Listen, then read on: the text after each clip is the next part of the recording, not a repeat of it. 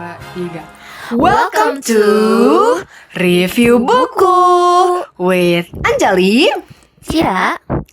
Let's go. Perkenalkan semuanya, nama saya Anjali Yumna Aurisa dan saya absen 5. Perkenalkan, saya RQ Sawyati Dahayu, kerap dipanggil Cira, absen 35. Dan kami dari kelas 10-10.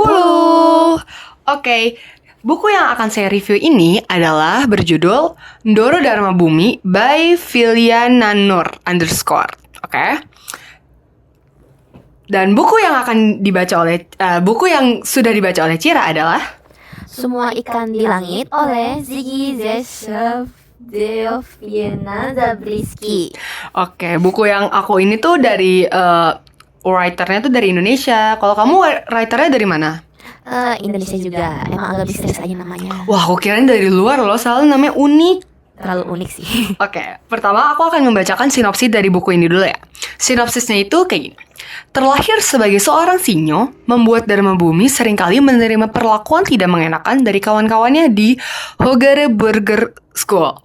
HBS, sekolah zaman dulu. Tidak cukup sampai di situ, rumor yang mengatakan bahwa Dharma Bumi adalah antek-antek pribumi bersenjata tiba-tiba beredar, membuat orang-orang cengengesan berurusan dengan Dharma Bumi dan dua sahabatnya, William dan Hansen. Satu-satunya tempat yang akan menerima ketiganya adalah dengan sepenuh hati adalah sebuah desa terpencil di tengah hutan. Desa yang jauh dari kata makmur, tetapi justru menjadi tempat pulang ternyaman yang mampu menghangatkan Dharma Bumi, William, dan Hansen. Di sanalah tiga Ndoro itu membentuk karakter, jati diri, dan wibawa mereka sebagai seorang calon pemimpin. Belum selesai dengan urusan kepemimpinannya, Dharma Bumi terlibat masalah asmara dengan seorang perempuan berdarah Londo. Hubungan terlalang mereka disebabkan oleh darah pribumi yang mengalir dalam tubuh Dharma Bumi. Itulah yang membuatnya semakin resah. Mengapa dia tidak bisa mendapatkan apa yang dia impikan hanya karena dia sinyo. Sinyo itu, for your information, itu adalah blasteran ya guys. Jadi darah orang Belanda dan darah orang Indonesia Nusantara bercampur, menikah gitu. Lalu, bagaimana perjuangan Dharma Bumi, William dan Hansen membentuk diri mereka sebagai seorang Ndoro? Berhasilkah Dharma Bumi memperjuangkan kesetaraan kedudukannya sebagai sinyo? Dan seperti apakah akhir cerita Dharma Bumi mencintai seorang Londo? Menarik ya? Oke. Lanjut. Ini selanjutnya adalah sinopsis dari buku yang dibaca oleh Cira. Oke, sikat saja sih sepertinya. Pekerjaan saya memang kedengarannya membosankan. Mengelilingi tempat yang itu-itu saja, diisi kaki-kaki berkeringat dan orang-orang berisik. Diusik cicak-cicak kurang ajar, mendengar lagu aneh tentang tahu berbentuk bulat dan digoreng tanpa persiapan sebelumnya. Tapi saya menggemarinya. Saya senang mengetahui cerita manusia dan kecoa dan tikus dan serangga yang mampir. Saya senang melihat isi tas yang terbuka, membaca buku yang dibalik-balik dari kursi belakang, turut mendengarkan musik yang dinyanyikan di kepala seorang penumpang, bahkan kadang-kadang menyaksikan aksi pencurian.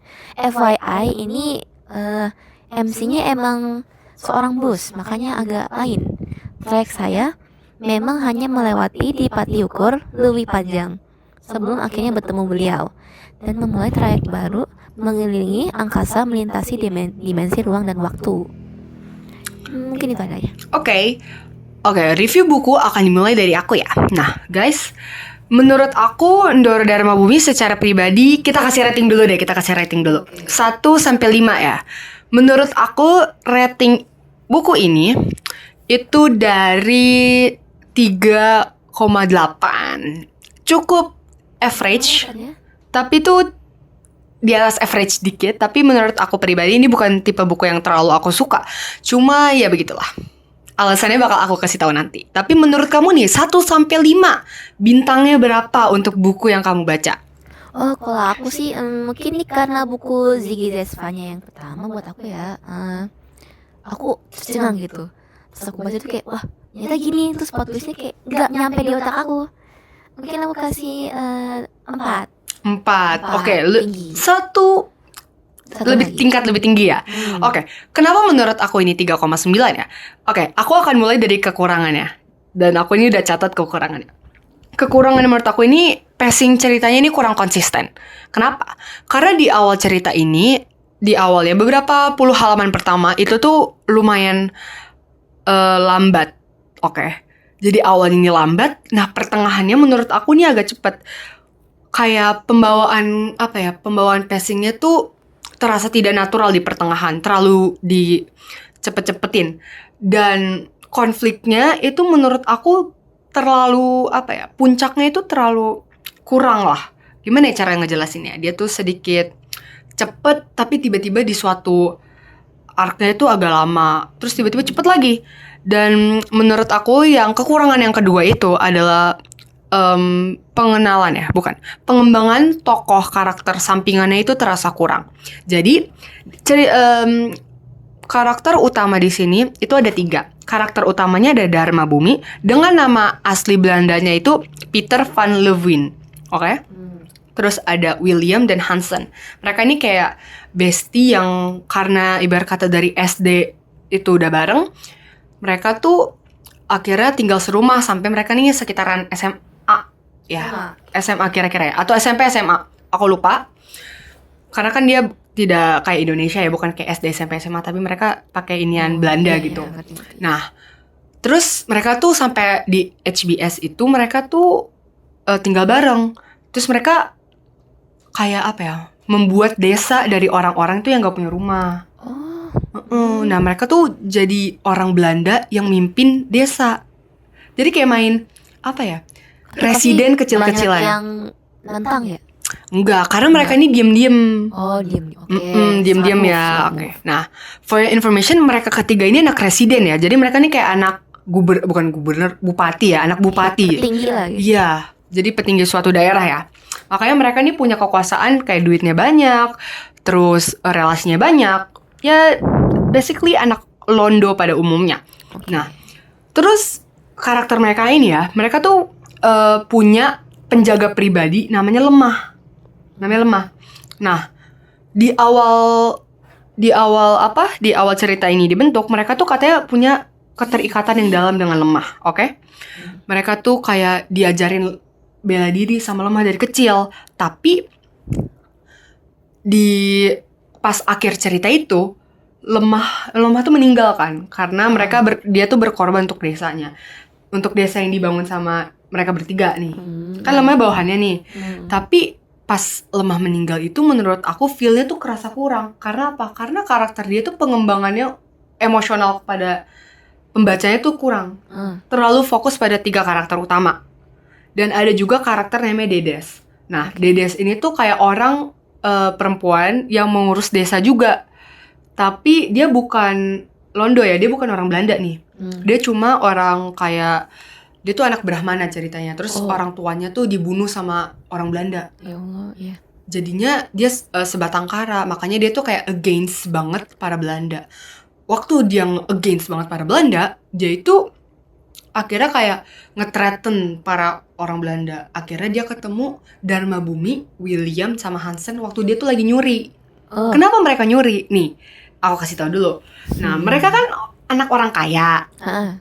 Terus ngebangun desa. Sekaya-kayanya mereka ngebangun desa kan butuh duit yang banyak ya. Iya. Nah, akhirnya kalau misalnya persediaan mereka, makanan mereka itu habis di desa, terus mereka nggak punya duit lebih, mereka tuh nyuri. Tapi iya sih, buat survival tuh sangat krusial gitu. Ya, I know right. Maksudnya mereka mau nggak mau nyuri. Nah, mereka ini biasanya nyuri berempat termasuk si Lemah. Di salah satu pencurian terakhir mereka, waktu mereka lagi kabur nih, si William sama Hansen itu udah keluar sama Lemah. Si Dharma Bumi nih karakter utama belum keluar. Dia dicegat sama si Dedes. Nah, singkat cerita ya, Dedes itu akhirnya ikut ke desa dan akhirnya tuh luluh sama Dharma Bumi. Karena Dharma Bumi ini orangnya tuh sebagai manusia dia punya hati yang lapang dada, baik lah. Ini masuk romance ya? Iya, jadi ini tuh ini tuh dia ada romansnya. Nah, singkat cerita, Dharma Bumi ini tuh kayak ngurus desa. Jadi dia tuh kayak cuti sekolah. Dicurigain gak sih? Enggak. Jadi dia kan mereka satu sekolah kan bertiga ya, William, Hansen sama si Dharma Bumi sama si Peter karena aslinya. Nah, terus Peter kayak bilang, teman-teman maaf ya, kayaknya aku mau mencari jati diri aku. Aku ini sebenarnya pribumi atau londo. jadi dia tuh bener-bener bingung. Dia tuh harus berada di pihak yang mana. Hmm. Kan ya remaja ya. Iya. Terus akhirnya dia tuh milih untuk menjalani kehidupan sebagai pemimpin pribumi dulu. Nah, tapi teman-temannya tuh kayak si Hansen itu paling tua ya. Jadi dia kayak, oke, lakukan apa yang kamu mau, ambil tindakan yang menurut kamu benar dan terima konsekuensinya. Tapi si William yang paling bungsu itu kayak, kamu ngapain sih pilih pribumi dibanding kita? Kayak kita tuh udah cukup baik ke mereka, nggak usah lebih lah. Jadi kayak masih ada Iya. mindsetnya itu ya. Iya, jadi si William nih yang paling bungsu tuh masih punya mindset kalau menganggap bangsanya tuh lebih tinggi daripada Londo. Iya, paling Nah, bungsu nggak sih? Iya, dan menurut aku sebenarnya karakter Dedes dan Lemah ini karakter yang cukup penting. Tapi pembawaan mereka tuh tidak terlalu Jadi diperhatikan lebih ya. kayak dibikin samar gitu ya, padahal penting. Iya, kayak rasanya sebagai pembaca pendekatan emosionalnya kita ke Lemah sama Dedes tuh kayak kurang. Jadi waktu dua karakter itu struggle, kita tuh kayak oh ya udah. Ya udah dia struggle. Oke, kekurangan selanjutnya menurut aku itu dari catatan aku ya. Catatan itu konflik terasa repetitif. Oke. Tapi itu menurut aku bukan kekurangan yang terlalu berlebihan banget. Karena emang satu buku ini 273 halaman buku ini itu emang hanya mengambil konflik sosial. Oke. So ya udah cukup oke lah karena emang ya begitu. Selanjutnya kedalaman perspektif yang masih bisa dikembangkan. Nah menurut aku ini tuh kebalik buku ini tuh konfliknya masih banyak yang wasted potential. Kayak menurut aku general banget. Not really, tapi emang masih bisa dikulik. Ya, nah, jadi nih ceritanya ya. Setelah Dharma Bumi ini jadi Dedes kan jatuh cinta. Waktu Dharma Bumi lagi cuti, lagi ngurusin desa. Oke. Nah, si William sama Hansen masih sekolah kan. Nah, ada satu karakter cewek lagi, namanya Lisbeth. Nah, selama ini nih sebelum si Peter Dharma Bumi ini cuti, Peter sama Lisbeth itu udah kayak emang flirty. Basically mereka saling suka. Friendly gitu ya. Iya, saling suka, emang saling menaruh perasaan aja. Terus Dharma Bumi cuti, Dedes datang ke desa. Akhirnya si Dedes ini jatuh cinta banget sama Dharma Bumi. Iya. Jadi kan Dharma Bumi punya dua nama ya. Nama asli dia dari dia lahir Dharma Bumi, dari ibu kandungnya. Dan nama Belanda dia itu Peter van Lewin. Nah, aku lupa ngasih tahu nih, sorry ya. Jadi Dharma Bumi itu kedua orang tuanya tuh Belanda. Gimana? Nah, Belanda. Jadi bapaknya Belanda nih, terus ibunya ini orang Belanda, tapi ibunya tuh kayak tipe-tipe perempuan yang takut terluka, nggak kuat nahan sakit. Jadi nama istrinya, nama emaknya, ibunya itu Liv. Nama suaminya, bapaknya itu Goizard. Jadi Liv tuh kayak bilang, udah kamu Goizard, aku tuh menginginkan anak, tapi aku tidak mau rasa sakit. Jadi kamu tidur saja dengan satu pribumi yang aku pilih. Oh ya, aku ngerti. Jadi kayak kayak film deh, sumpah. Iya kan? Makanya menurut aku latar belakangnya cukup menarik ya. Nah, akhirnya Dharma Bumi lahirlah dengan Goizard yang tidur dengan pribumi yang dipilih oleh Liv ini. Tapi kenapa harus pribumi ya? Karena saat itu mereka tuh residen Semarang, mereka tuh tinggal di Semarang. Kan nggak mungkin kayak si Goizard meninggalkan gitu. Kan dulu kan belum ada pesawat, jadi dia kalau mau ke Belanda harus berhari-hari, berbulan-bulan. Makanya kan susah ya, sementara dia punya jabatan. Nah, tapi si Liv ini sebenarnya sayang banget sama si Peter, bener-bener nganggep kayak anak sendiri. Jadi dia tuh nggak peduli Peter nih sebenarnya bukan dari rahim dia, bener-bener kayak anak kandung aja. Oke? Kan makanya heartwarming ya. Cuma emang ibunya nih gengsi banget, gak pernah yang jadi ibunya tuh gak pernah ngurus Peter. Bukan karena dia gak sayang, tapi karena dia tuh takut. Apa ya, aku agak lupa. Cuma dia tuh kayak complicated gitu lah. Dia gengsi. Ya, jadi dari kecil kalau para Londo zaman dulu, waktu mereka lahir di Nusantara dirawatnya kan tetap sama ibunya ya. Iya. Cuma kalau si Liv ini waktu si Dharma Bumi lahir langsung dikasih ke Babu sama Jongos. Wah, Kenapa? Karena dia tuh kayak gengsi gitu. Jadi kalau Peter sakit yang ngurusin Babu. Tapi kalau misalnya Peter udah tidur baru tuh si Liv datang ke kamar ngesayangin Gimana gitu loh. sih? Jadi kayak basically ya dia bener-bener kayak gitulah. tapi Dan- berarti si Peter ini, si Dharma Bumi ini sayang gak sih sama mamanya? Sayang, cuma emang mungkin karena dia tidak pernah merasakan kesayangannya langsung, akhirnya dia kayak agak kurang deket lah. Tapi bukan berarti nggak sayang. Nasib emak aslinya gimana? Nah itu tidak dijelaskan. Pokoknya bener-bener dibuang aja. Gak bisa gitu dong. Ya, oke. Oke, lanjut aku ke ini ya, kelebihannya. Kelebihannya menurut aku ini kritik sosial yang cukup tajam. Kenapa? Karena di sini tuh benar-benar dijelasin bagaimana susahnya hidup sebagai Dharma Bumi yang mempunyai darah Londo dan pribumi. Dan dia tuh punya hati yang terlalu baik sebagai seorang pribumi, sebagai seorang manusia gitu. Oke, jadi dia tuh gimana ya aku ngejelasinnya? Pokoknya dia tuh kayak karena dia orang baik, dia tuh ngajak teman-temannya tuh jadi orang baik ke pribumi. Oh, Kayak tapi kan gak semuanya bakal kayak si misalnya si William itu ya yang bungsu itu. Nah, William ini juga sebenarnya baik ke pribumi. Cuma baik banget malah kalau misalnya kita anggap Londo pada zaman itu. Cuma emang dia ini masih punya konflik sendiri kayak kenapa sih kita harus ngurusin para para pribumi itu, para inlander itu. Kenapa kita nggak berpesta seperti kaum kita aja? Bersenang-senang, berfoya-foya aja.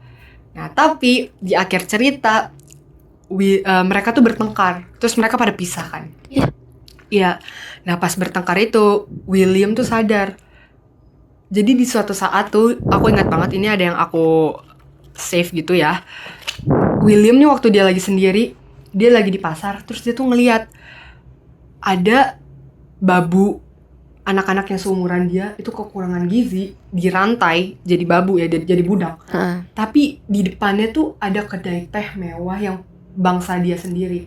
Terus dia tuh kayak nge-wondering, aku kalau misalnya lahir sebagai pribumi dan menjadi budak, kayaknya aku tuh kayak sedih banget. Aku kayaknya nggak kuat gitu. Makanya aku terlahir seperti ini. Jadi basically dia tuh kayak ada turning point di mana tuh dia nyadar, oh pantesan ternyata selama ini Dharma Bumi tuh jadi orang baik. Karena dia tuh melihat dua sisi kehidupan langsung gitu loh. Paham gak Iya sih? kan dia setengah-setengah ya. Iya, makanya dia tuh kayak pantas Dharma Bumi baik. Aku nggak kebayang kalau aku jadi orang-orang inlander, iya pribumi gitu.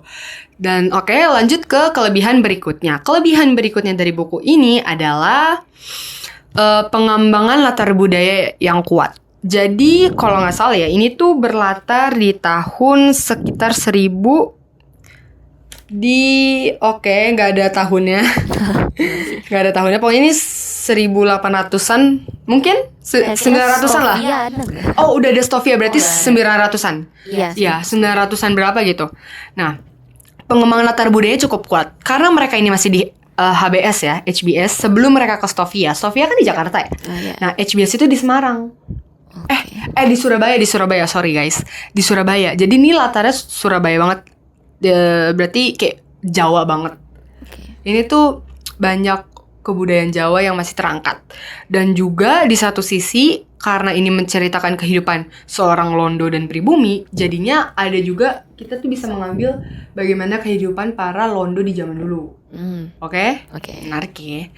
Dan terakhir, itu mengandung refleksi moral dan sosial yang bagus. Menurut aku, sosialnya bagus banget, mengajarkan kita bagaimana hidup sebagai manusia, pengambilan keputusan, tanggung jawab, konsekuensi, semuanya menjadi satu di buku ini. Dan buku ini bagus untuk bacaan ringan, tapi mau dapat pesan moral yang kuat. Oke. Kesan kamu baca buku ini gimana sih? Luar biasa. Walaupun ini bukan genre yang aku banget, tapi ngebaca buku ini tuh lumayan ngebuka mata aku. Bahkan menurut aku ngebuka mata aku banget ya. Bagaimana kita melihat sesama manusia dan kita tuh harus tetap bersyukur, tetap baik, bertanggung jawab, dan ya just be a better person every day. Emang kamu genre bukunya tuh gimana sih? Sejujurnya aku emang suka genre, kalau buku novel ya, aku emang suka historical, tapi aku lebih suka historical romance. Dan ada bumbu-bumbu sedikit kayak time travelnya aku suka. Jadi Candace baca nggak? Candace baca dong. Webtoon Candace recommended guys. Oke. Oke, sekarang aku tanya nih, Oke. kenapa kamu ngasih rating buku itu 4/5? Jujur ya. Untuk kontranya sih dikit menurut aku. Oh, luar biasa. Selain kayaknya dua deh. Untuk beginner, kayaknya aku nggak rekomend soalnya ini metaforanya banyak banget. Tapi itu yang aku suka sih. Penulisannya berarti ya. Penulisannya. Tapi dibanding Terelie, ini lebih ringan sih kata aku. Oke. Oke, habis itu apa sih itu namanya? Tadi udah kepikiran. Relax girl. I'm so sorry. Menurut aku ya ini udahlah pro-nya aja lah. Oke, langsung ke pro-nya aja. Ini tuh isinya tuh wah banget kata aku. Perumpamaannya tuh banyak banget. Karena di sini tuh ngambil tema MC-nya tuh bis, guys. Bis. Oh, bis. Ini ya Damri lah. Damri Bis Damri siluman. biasa. Enggak siluman. Jadi dia tuh lagi tidur. Terus pas mau kerja lagi tuh dia tuh kayak tiba-tiba aku diangkat ke galaksi. Terus ketemu planet sampah gitu. Ada kayak anak kecil. Dia sebutnya beliau. Dan seiring berjalannya waktu tuh si beliau ini dianggap kayak ini dia tuh kayak invincible banget, bisa bikin apa, bisa ngertiin apa. Tapi dia nggak pernah tahu isi kepalanya si beliau. Si bis ini tuh sebenarnya bisa baca pikiran manusia. Kalau misalnya mereka berpijak atau enggak bersentuhan sama si bis ini. Oke. Menarik banget. Menarik. Kayak, wow. Manusia apa bis gitu. Terus kan karena si beliau nggak pernah melapak atau memegang, si bis ini tuh nggak tahu isi kepala si beliau tuh gimana, dan bahkan si beliau tuh kayak nggak pernah berkedip, bernafas pun nggak pernah. Wow. Menurut aku yang menarik itu ya, makin lama aku makin mikir si beliau ini kenapa makin mirip sama si Tuhan gitu. Dan bahkan si bis ini anggapnya juga kayak ini sangat gifted sekali orang ini, bisa-bisanya ada orang yang mempersekutukan dia gitu. Kayak ada nih kayaknya ini konsep ateis dan religius sih. Oh, kalau misal di deep down ditelusuri ya, berarti kan ada nih kecoa namanya siapa ya? Nadia apa ya? Aku lupa namanya, tapi pokoknya dia kecoa dari Rusia. Wow. Nadia kecoa Rusia. Dan impressive. Backgroundnya ini jadi dia tuh dikurung, terus dia manusia menjijikan banget menurut aku. Manusia tuh pada ngeliatin si kecoa ini lahiran anaknya. Oke. Anaknya dibunuh habis itu. Habis itu diselamatin sama si beliau, terus terus mereka tuh ngikut sama si beliau ini, dan si kecoa yang mati tadi itu jadi ikan julung-julung yang yang kecil gitu ya? Istilahnya julung-julung ini kayak malaikat menurut aku deh, soalnya dia tuh ngebantu si beliau ini setiap saat. Dan bahkan merasa buat si beliau. Kalau misalnya si beliau ini marah, si julung-julung langsung gak karuan gitu. Oke. Terus ada nih kalanya nih si kecoa ini tuh kan pintar ya. Menurut si bos juga kayak aku mungkin bodoh dan gemuk, tapi setidaknya si kecoa ini bisa menginterpretasikannya buat aku gitu. Si kecoa ini pernah nanyain kayak hal-hal yang menghina, kayak misalnya kamu nanya deh Allah ini punya orang tua nggak sih, kenapa dia kayak gini. Itu kan udah termasuk menghina ya buat beberapa society. Nah menurut si bis itu kayak gitu, si kecoa ini nanyain sesuatu ke beliau, kenapa sih kamu gini. Dan dia tuh kayak gak percaya sama si beliau ini, padahal sudah di depan matanya gitu. Si bis ini kecewa gitu. Terus next minute-nya si kecoa kan minta kayak coba kamu di pasir-pasir gini ditumbuhin bunga gitu. Dan sama si beliau dikabulin dong. Si kecoa ini kayak ya udah aku ngaku kalau aku tuh bersalah, terus dibunuh sama si beliau. Wow. Nah si bis ini kan bertanya-tanya ya, dan ini tuh terjawab di akhir banget. Kayak abis kiamat. Oh, kayak kiamat. Paham. Pokoknya si beliau ini nanti bertemu dengan cowok asap gitu, yang dia tuh ganteng, dia apa, tapi ternyata pas akhir-akhir tuh kayak jorok banget, dari matanya kan cuma satu ya, gitu. ibaratnya dajal gitu. Dajjal. Aku baca kayak ini dajal kah? Setelah Serem. keluar kayak apa ya? Nah. Bukan Kayak cairan. sampah banyak Oh. banget. Gacha Dia aku bikin- tak reference. Lanjut. Pokoknya gitu kan. Dan manusia yang apa ya masih selamat itu diselamatin sama si beliau kan, di halangin tembok itu. Ibaratnya si tembok ini tuh kayak apa itu? Nanti kalau kiamat Sangkakala. bukan Padang macar. bukan Apa ya guys? Mekah pokoknya kota suci yang Oh, dimana kota suci lah, kota suci. Dajjal nggak bisa nge-approach mereka gitu. Dan sisanya manusia itu bakal dihancurin. Pokoknya bumi itu nanti dihancurin sama si beliau buat nyelamatin mereka. Dan pas si di sini kan kepecah belah ya otomatis kok. Soalnya kena dihantam sama si asap-asap itu. Emang dia tuh bawaannya pengen emosi. Paham. Pokoknya benci banget sama dia. Kan sisa kayak tusuk gigi nih, kayak parts dari si bis ini tusuk gigi dong. Dipegang lah sama si beliau, dan seketika si bis ini tuh kayak wah. Soalnya kan si beliau ini tahu semuanya. Dan akhirnya si bis nanya, kenapa kamu bunuh si kecoa, dan kenapa kamu nggak mau berpijak di aku? Si beliau jawab, aku bunuh si kecoa karena aku nggak mau nanti kamu tuh kayak complicated feelingsnya sama si kecoa, dan makin lama tuh makin benci sama si kecoa ini. Jadi si beliau tuh kayak udah mikirnya jauh banget. Paham. Terus Oke, yang oke. untuk pertanyaan yang terakhir tadi, yang kenapa dia nggak mau berpijak di si bis ini tuh berkonklusi sendiri kayak wah berarti dia nggak mau aku meledak gara-gara dia berpijak di aku. Kayak dia sayang banget sama aku, kan selama ini dia berpikir kalau si beliau sayang sama aku atau enggak gitu. Terus ternyata tuh ini plotnya tuh muter. Awalnya kan si beliau tuh kan anak sendiri, terus dari tumpukan sampah itu ada mantel nih pokoknya dipakai sama si beliau, terus dia baru masuk ke bis. Nyata pas udah jadi si rongsokan itu si bisnya tuh kan ada nih bis lagi. Abis dia mensatukan lagi dunia, kayak bikin dunia baru lagi ya, kayak reinkarnasi gitu. Terus dan kita dikasih lihat nih bis datang. Dan si Serpian ini bertanya, si Serpian di sini, jangan-jangan itu aku gitu. Terus si beliau kayak awal lah dia ke bis itu, terus dia pakai mantel yang terbuat dari rongsokan itu. Nyata rongsokan itu selama ini si bis. Oh my god. Oh, Jadi plot twistnya kena banget. paham. Ini mungkin karena cerita berarti fiksi banget ya? Iya, fiksi banget. Oh, makanya. Meskipun ada beberapa yang ya mungkin tempat-tempat atau orang-orang mungkin ada gitu.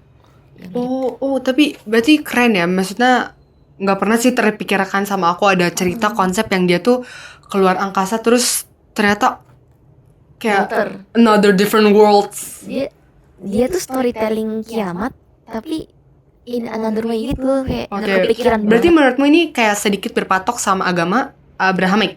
Mungkin kalau aku kan pernah nanya teman aku ya, jadi si teman aku nih bilang kayak ini kayaknya tentang apakah si Tuhan ini cowok atau cewek, menurut teman aku. Oh, oke. Menurut temenmu.